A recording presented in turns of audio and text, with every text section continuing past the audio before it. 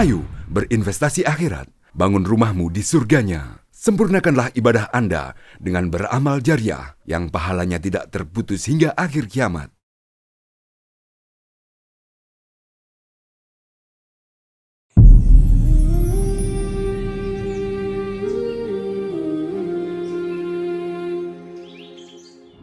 Assalamualaikum warahmatullahi wabarakatuh.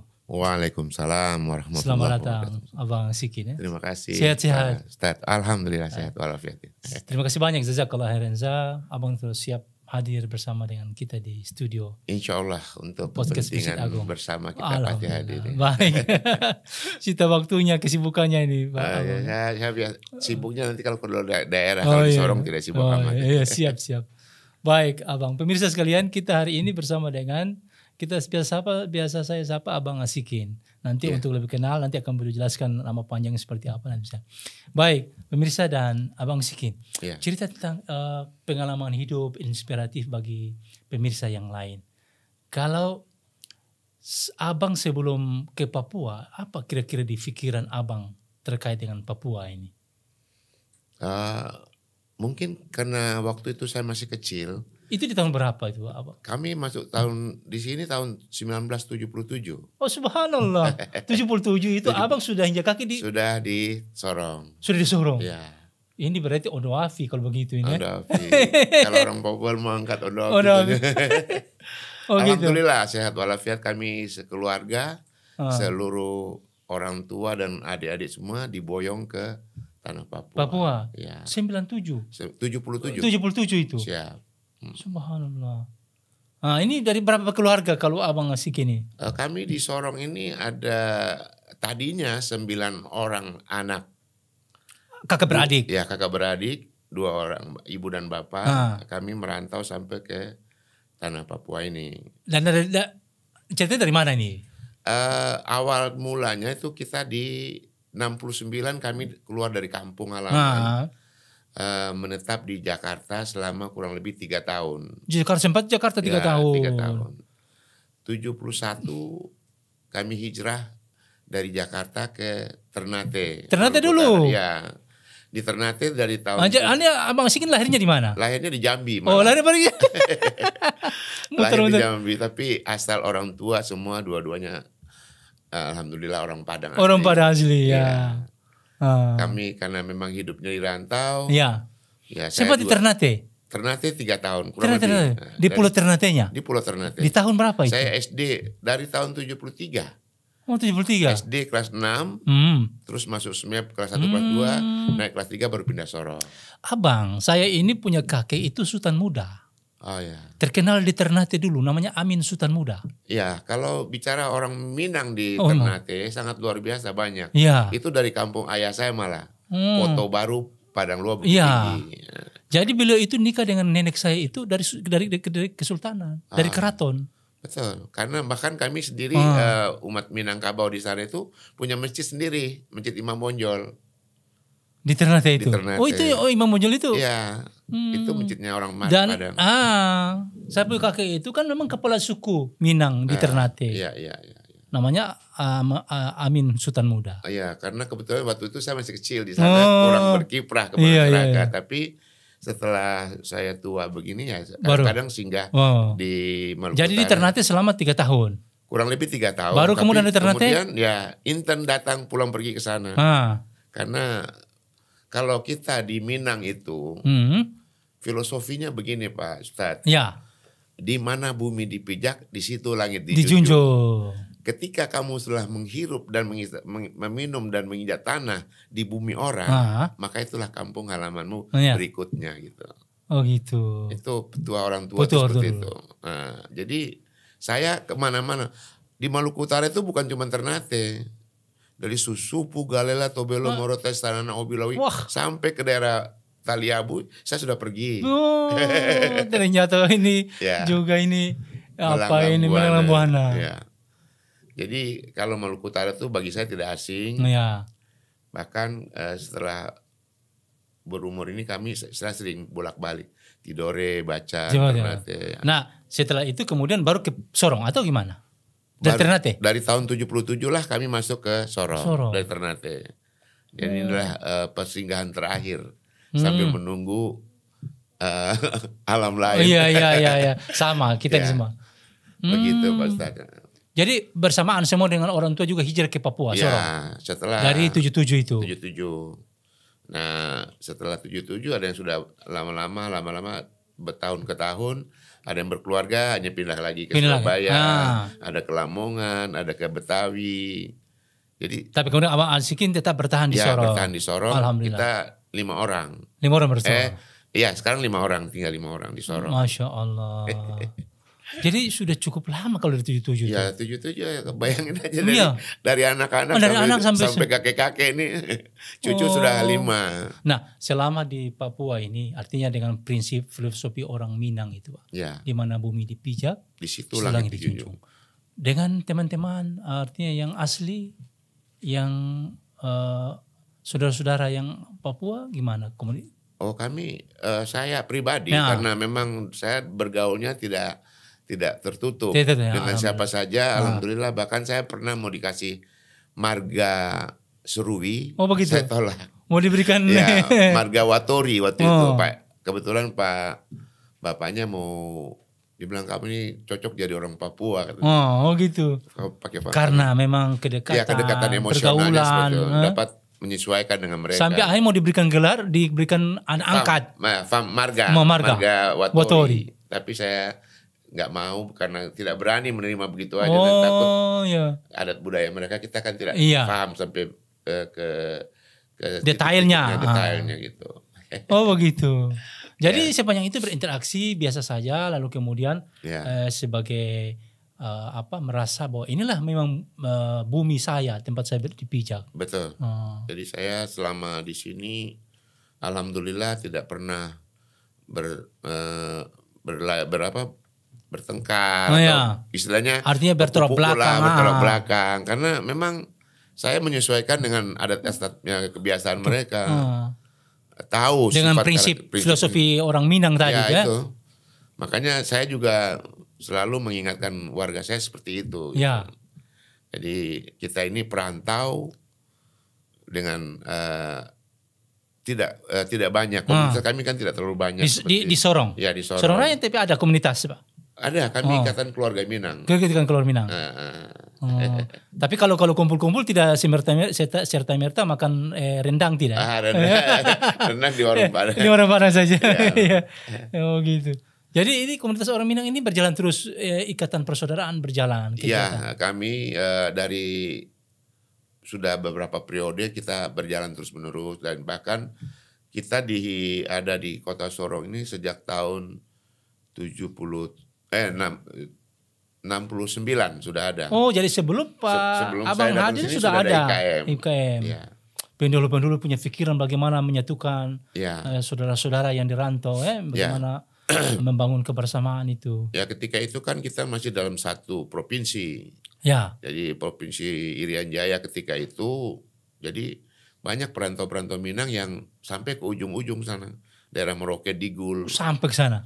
Kalau Abang sendiri punya pengalaman di Papua sampai di mana saja? Pernah? Sampai Agas Bade sudah pernah. Agas Bade. Pokoknya Seruwi, Sarmi, sudah jajal semua. Pergi itu. Oh subhanallah. Iya ya sudah jajal. Karena kan begini prinsipnya Pak Ustadz. Kalau kita tak kenal maka tak sayang katanya. Benar. Ada keluarga kita kebetulan di sana kita samperin. Ya. Siapa tahu ada lihat-lihat lingkungan yang baru itu seperti apa. Kita sambil melihat-lihat kearifan lokal seperti apa. Benar. Karena memang kita dalam pergerakan menyampaikan kebaikan perlu juga melihat bahasa-bahasa daerah. Ya? Betul. Apa kebutuhan daerah. Bahkan saya sendiri sekarang ini untuk bahasa Minang sendiri udah lupa. Hampir lupa. Tapi mengerti bisa. Karena sudah terlalu lama di rantau. Ya. Saya lahir 61. Sisa selebih hidup saya itu di rantau. Di rantau. Ya. Separuh di kampung umur. Sendiri ya. Di kampung sendiri kami hanya kurang lebih 5 tahun. Karena orang tua saya juga memang perantau. Di Jambi, Morate, Borengat, Tanjung Karang. Saya lahir aja di Jambi. Ada yang lahir di Tanjung Karang, ada yang lahir di Palembang, ada yang lahir di Sungai Dare gitu. Masya Allah. Jadi artinya kalau dari sisi pengalaman ikhtiar, upaya, kemudian pergaulan luar biasa ini ada yang apalagi di Papua. Nah, di dalam pergerakan Abang selama di Papua itu mungkin ada pengalaman-pengalaman yang paling berkesan. Misalnya di Agas atau di Serui. Begini Pak Ustadz, saya pernah mengabdi di sebuah lembaga swadaya. LSM. LSM penanggulangan HIV, USAID. Yang rata-rata sebenarnya penjangkauan saya itu lebih banyak orang Papua. Oh begitu, sasarannya? Sasarannya lebih banyak ke orang Papua waktu itu. Jadi istilah bahasa mereka, tata cara kami melakukan pendekatan kepada mereka, kan kami harus bertanya-tanya dulu. Betul, benar. Tidak bisa langsung seperti yang apa yang diajarkan di dalam. Buat pendekatan dulu. Pendekatan itu, ya itulah yang kami lakukan. Jadi kalau menurut saya hal-hal begini itu perlu kita contohkan kepada yang lain. Faham dulu adat budaya istiadat dan perilaku pribumi, baru kita ya menyesuaikan gitu. Kan kita jangan serta-merta kita pikir kita punya ilmu, kita punya segalanya, kita langsung turun mau ini. Sebenarnya nggak begitu juga. Dan orang Papua sebenarnya kalau menurut pengalaman saya mereka coming, please, senang bertemu, senang ada orang lain, berinteraksi dengan kita gitu. Cuman ya dengan adanya fenomena segala macam sekarang ini juga kadang-kadang saya lihat sudah situasinya berubah-berubah sedikit ya. Tapi kalau pengalaman dengan komunitas IKM itu punya kegiatan-kegiatan selama perkembangan ini apa saja? Kami selama IKM dari masa ke masa itu titik beratnya memang ukhuwah Islamiyahnya. Persaudaraan, perkuatan persaudaraan. Kemudian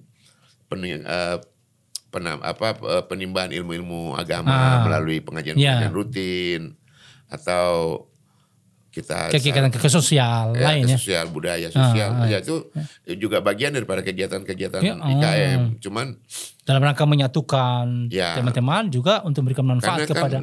Tidak semua orang Minang itu Minang semua. Ada Minang Buton, ada Minang Ambon. Asimilasi. Kami banyak namanya besan itu dari luar daerah. Karena memang banyak yang besar di perantauan. Iya. Akhirnya saya sendiri istri orang Surabaya. Anak-anak ada yang kawin dengan Makassar, ada semua dengan Jawa. Jadinya keluarga Nusantara. Keluarga Nusantara. Begitu ya Allah. Jadi artinya intinya kalau dalam pergerakan, dalam pengalaman kehidupan kita ingin memberikan jadi pribadi yang bermanfaat bagi yang lain, begitu ya Abang ya. Nah, kalau dalam sepak terjang Abang selama di Papua itu dengan berinteraksi dengan saudara-saudara Papua selama ini, yang kira-kira asas manfaatnya besar itu apa sih yang Abang bersama mereka itu? Sebenarnya relatif sebenarnya artinya di mana-mana pasti seperti itu. Ya, pokoknya yang bisa dibuat begitu ya. Ya, karena kalau kita memiliki kemampuan untuk mengembangkan berinteraksi dengan mereka atau menyarankan kepada mereka hal-hal yang positif, mereka juga mau mengikuti ya. Contoh, saya ini kan selama ini kan beberapa tahun terakhir saya jadi pedagang jenitri, istilahnya buah yang ada di hutan. Yang sebenarnya kan memang itu diambil oleh mereka. Harusnya mereka manfaatkan itu, karena memang mereka awalnya tidak mengerti dan tidak paham apa itu buah jenitri atau biji kasuari. Setelah saya masuk, saya jelaskan bahwa ini komoditi ada bermanfaat, ada nilai ekonomis di situ. Akhirnya mereka mau di antara itu. Jadi berpikir bagaimana meningkatkan juga mereka punya pemahaman kesejahteraan juga. Masya Allah, itu yang penting. Terus kemudian masalah-masalah lain seperti hal-hal yang berhubungan dengan politik, sosial dan lain-lainnya itu saya menyesuaikan saja. Tidak mau juga terlibat langsung karena idealis kita kan kadang-kadang bertemu dengan orang yang berbeda cara pandang. Berpolitiknya begini. Sekarang nanti itulah ya. Saya alhamdulillah selama ini menyesuaikan. Oh begitu. Artinya dengan namanya kearifan lokal gitu ya. Betul.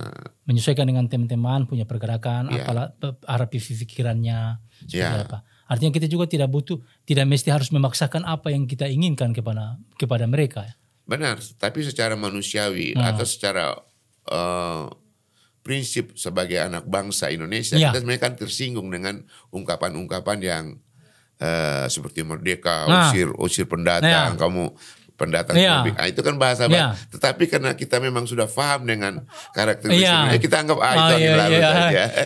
Artinya itu kan ekspresi mereka ekspresi dalam mengungkapkan itu. Tapi bagi kami, dan itu memang saya selalu ingatkan buat warga saya, warga IKM ini. Warga IKM, jangan kita terpancing dengan ungkapan-ungkapan seperti itu, karena itu mereka memang kalau menjelang Desember atau saat mereka ini itu ada ungkapan-ungkapan yang berlebihan seperti itu, tapi itu orang-orang tertentu, tidak semua orang, saya bilang.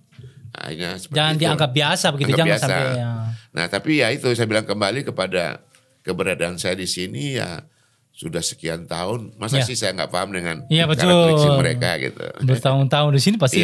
Pasti bisa menyesuaikan. Dan apalagi sudah keliling kemana-mana kan sudah, Masya Allah. Yang paling terlama selama perjalanan ini kan abang di Sorong jadi posko induk, artinya tempat Sorong sentral.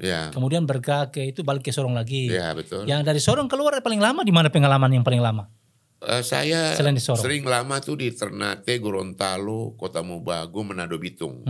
Itu kadang-kadang bisa sebulan. Artinya dalam kurun hari tidak bertahun-tahun. Dan itu karena memang saya berniaga. Oh begitu. Kalau di Papua sama juga? Yang ke Serui, ke Agas itu juga begitu? Paling 1-2 bulan? Oh waktu itu tidak. Itu sebelum saya mengenal dengan bisnis Genitri ini.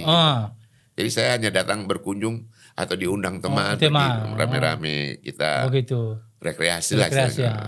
Begitu. Kalau daerah-daerah tujuan niaga saya sekarang lebih banyak ke daerah Sulawesi dan Maluku. Indonesia Timur juga, cuman yang tengah-tengah lah, tidak sampai ke Makassar tidak. Dalam pengalaman ekspansi pengembangan usaha begitu ya? Iya. Karena ada di daerah lain yang tidak memiliki barang komoditas tadi. Contoh, kalau di Papua kan ini namanya ada barang-barang tertentu yang ada dihasilkan di Papua, tapi tidak di daerah lainnya. Itulah saya sampaikan ke mereka itu. Yang memang kualitasnya juga itu dan nilainya besar. Ya, nilai ekonomisnya ada lah, bukan tidak besar tapi ada lah.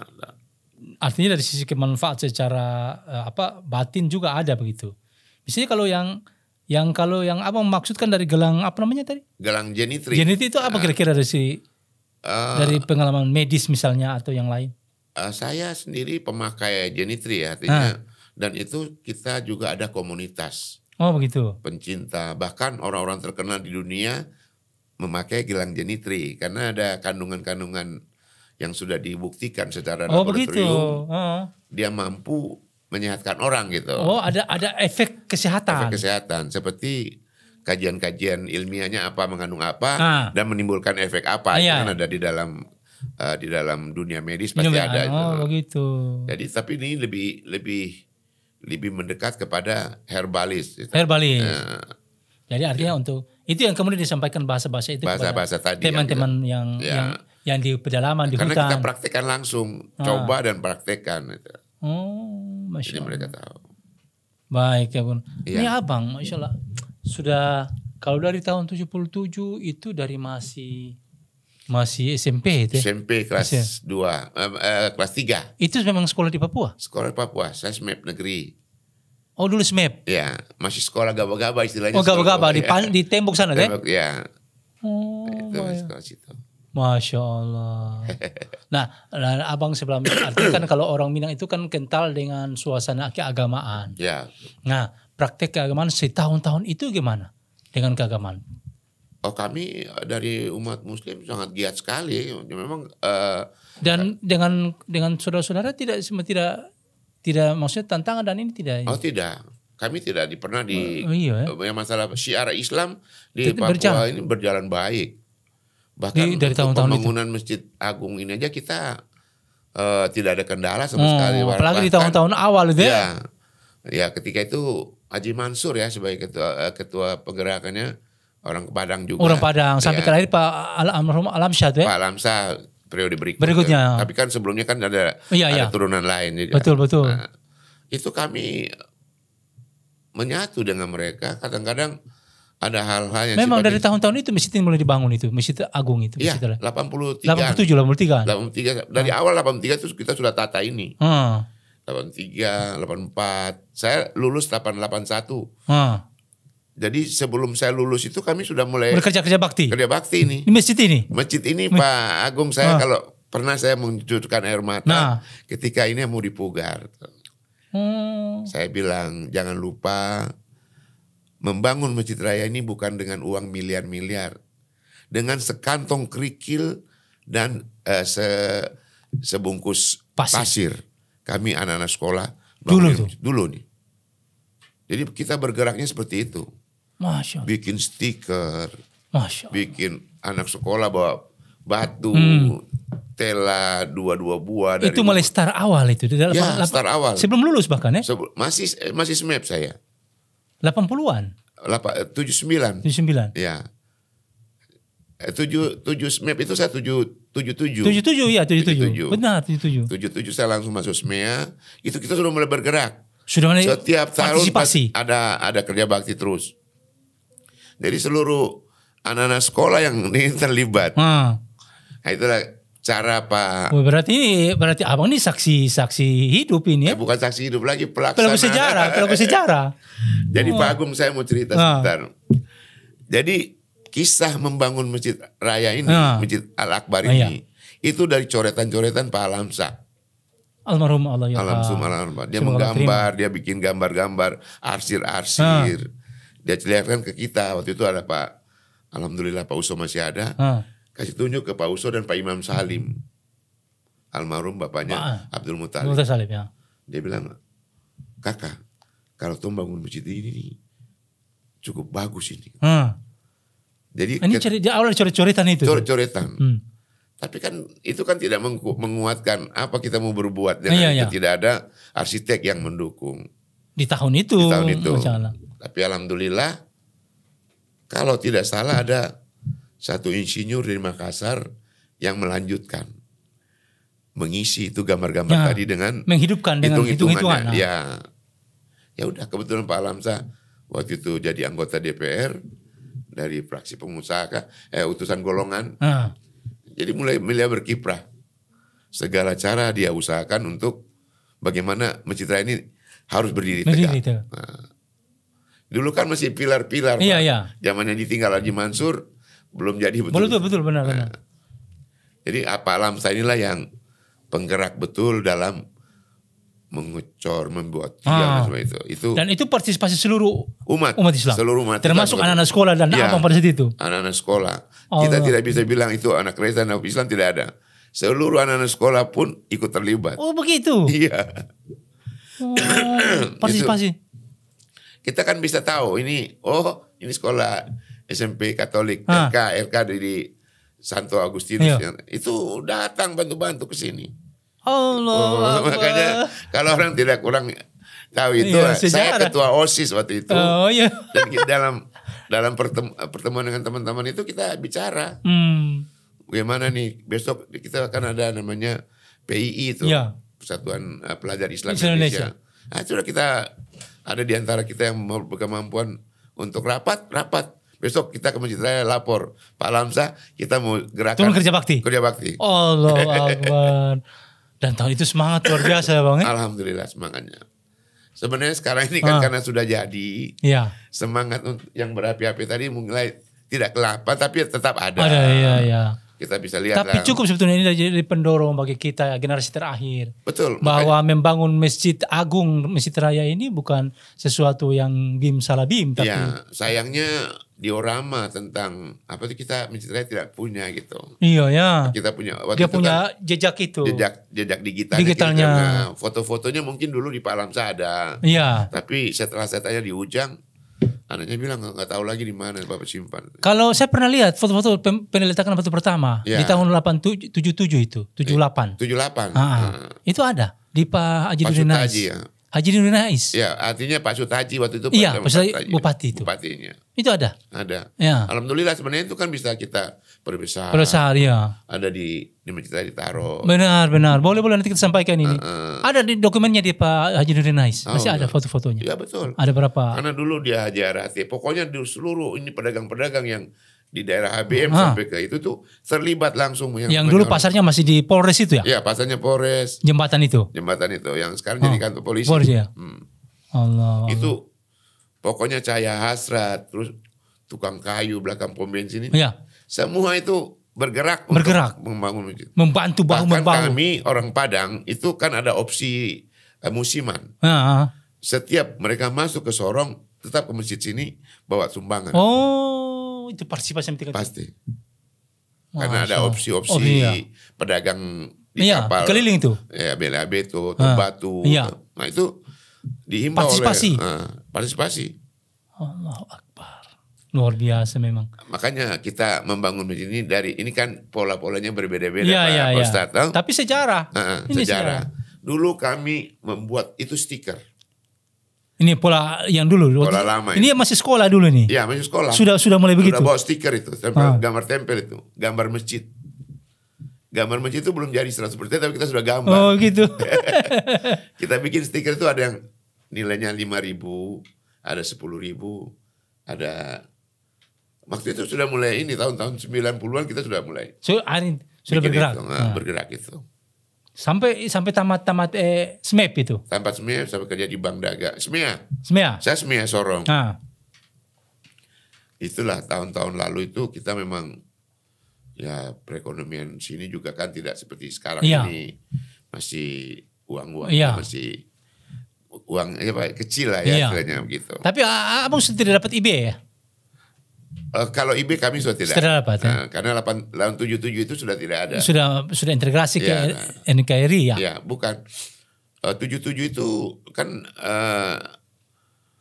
sampai tahun 73 masih IB. Iya, begitu. Ya, di sini. Jadi waktu kami di Ternate kami masih sempat lihat IB dari orang tua bawa dari Papua. Dari Papua. Nah, ini deh uang irian. Ya. Uang irian barat sendiri lagi ya? Iya, uang sendiri. Begitu. Allah. Jadi ini alhamdulillah ini abang datang, kemudian kita bisa diskusi angkat kisah dan sejarah bagaimana sejarah masjid ini ya. Masya Allah. Ya kita harus bangga juga dengan dari tahun ke tahun semakin besar, semakin bagus dan penataannya juga semakin baik. Ya kita bersyukur alhamdulillah umat Muslim di Sorong ini juga prihatin juga, artinya peduli lah berpartisipasi. Bahkan masjid-masjid yang masjid Jami itu kan turut membantu mencarikan dana untuk pembangunan. Saya dengarnya seperti itu. Iya, benar. Masya Allah. Ini di pengalaman kerja bersama, kerja dengan umat Islam dalam semangat dakwah pada saat itu sampai dengan saat ini. Kalau abang melihat perkembangan dakwah dari zaman ini sampai sekarang bagaimana? Ya mungkin. Kalau dulu itu kan kita memiliki keterbatasan ulama ya. Tokoh-tokoh agama masih kurang. Kita masih kurang. Dan zaman juga memang zaman mesin ketik sehingga kita sudah bersyukur apa yang bisa dibuat itu Pak. Apa yang kita buat kita bikin pengajian, akbar. Setiap hari kita zamannya Pak almarhum Yusuf Wali Ulu. Yusuf Wali Ulu ya. Nah, mungkin pernah dengar nama beliau. Itu kalau anak-anak sekolah tidak bikin pengajian setiap hari Minggu tidak bikin pengajian dia belum marah. Oh Masya Allah. Jadi sekolah itu pasti ada acara pengajian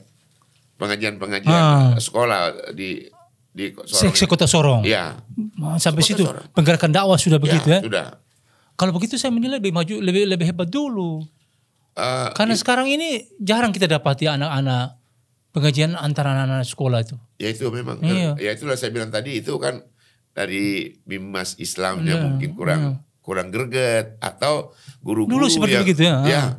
Karena kan semangat ini kan dakwah luar biasa. Sebenarnya kan syiar ini kan harus berkesinambungan. Berkesinambungan mestinya. Terus atau lebih meningkat mestinya kalau harusnya lebih meningkat. Cuman mungkin juga dengan dengan keterbukaan teknologi, apakah mereka belajar agama? Mungkin lagi begitu. Kita tidak tahu. Walau alam. Dulu kan orang masih mainnya tuh masih main layang-layang. Sekarang orang anak-anak sudah sibuk dengan game tuh, game online lagi. Ya. Tapi itu memang perlu kita sampaikan juga buat artinya bina Islam di Sorong untuk hal-hal yang sifatnya seperti itu memang dari usia dini. Iya.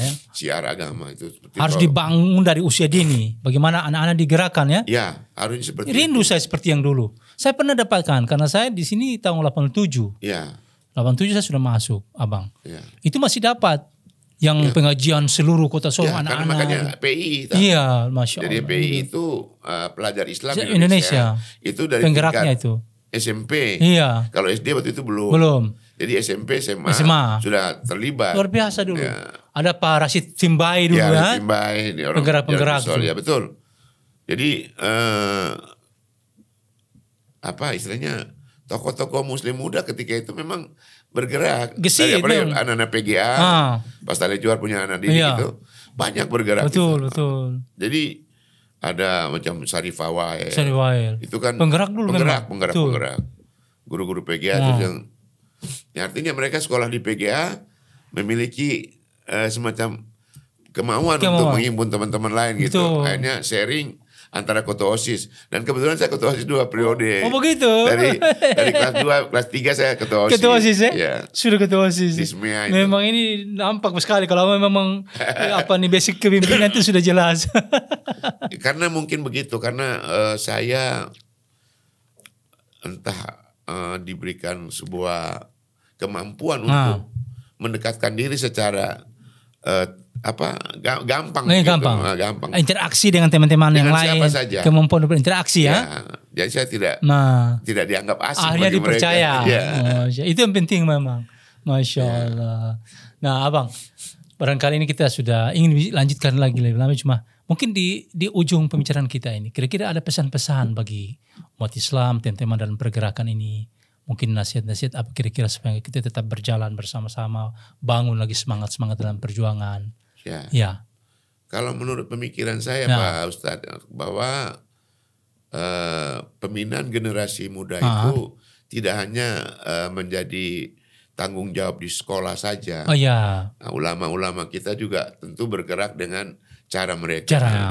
Jadi contoh di dalam dari pihak pemerintah turun ke lembaga-lembaga swadaya masyarakat Muslim, ormas Islam, itu harusnya bergerak semua bersama-sama. Masya Allah. Sementara ini kan kita menunggu, kadang-kadang kita tersangkut dengan masalah dana. Tidak ada. Padahal kalau kerjasama pasti ada tersedia. Betul. Kalau untuk orang Islam Muslim itu apapun pasti bisa terlaksana dan itu pasti ada. Betul, benar. Kita bisa lihat macam bazar-bazar dilakukan atau pergerakan-pergerakan hari besar Islam itu. Nah inilah kenapa hanya satu Muharram saja yang kita rayakan begitu meriah. Kita bisa sediakan waktu-waktu lain. Yang lain contoh Maulid. Mau bilang tablik akbar.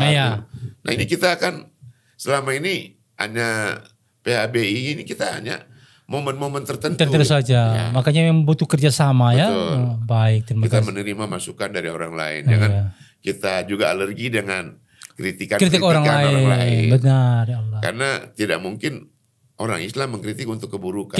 Benar. Pasti untuk kebaikan. Masya Allah. Ini terima kasih Abang. Sudah berkenan dengan kita. Pemirsa, Masya Allah ini tarbiyah hidup dari Abang kepada kita ini. Mudah-mudahan ini jadi inspirasi bagi kita untuk sama-sama terus membangun kepedulian, kepekaan sosial di tengah-tengah kesibukan kita tentunya. Tapi yang tadi pesan beliau, mari kita sama-sama bahu-membahu kerjasama untuk sebuah nilai yang lebih baik ke depan. Tidak ada yang tidak bisa kecuali kita bersama-sama pasti akan ada kekuatan yang besar bagi kita. Tapi sebelum kita akhiri, pemirsa, pastikan bahwa sumbangsi Anda, pemikiran Anda, partisipasi Anda sekalian untuk kelanjutan pembangunan Masjid Agung ini sangat kami harapkan. Maka itu jangan lupa apa yang Anda bisa berikan mungkin dengan material ataupun dengan uang, boleh langsung saja ke panitia pembangunan atau ke Masjid Raya Akbar Sorong. Jangan kemana-mana, insya Allah kita bersama-sama dalam kebaikan. Baik Abang, terima kasih banyak. Terima kasih. Kita bersama-sama. Jazakallah khairan jaza. Semoga Allah kuatkan kita bersama. Amin. Nanti di kesempatan lain kita undang Abang bisa hadir. Insya Allah. Saya kan juga pengurus di Masjid Raya. Siap, baik insya Allah. Baik, Assalamualaikum warahmatullahi wabarakatuh. Waalaikumsalam warahmatullahi wabarakatuh. Allah.